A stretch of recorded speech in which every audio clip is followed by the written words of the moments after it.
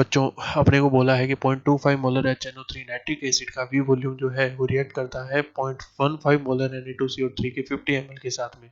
अब ये जो वी वॉल्यूम था इसको V/10 बताना है अपने को। हिंदी में भी लगभग सेम ही इंडियन लैंग्वेज है।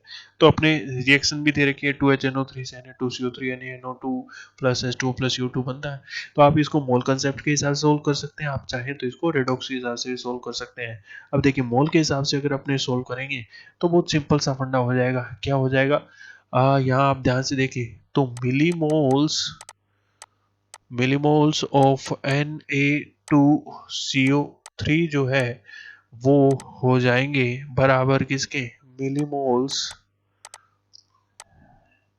Of HNO3 divide by 2।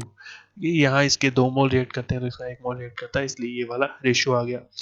अब आप चाहो तो ऐसे लिखो, आप चाहो तो आप ऐसे लिख सकते थे, मिली इक्विवेलेंट्स ऑफ HNO3 बराबर आ जाते मिली इक्विवेलेंट्स ऑफ Na2CO3। तो बात एक ही है, कोई ये जो स्टोशियोमेट्री वहीं से निकल के आती है तो उससे भी वो बन जाता।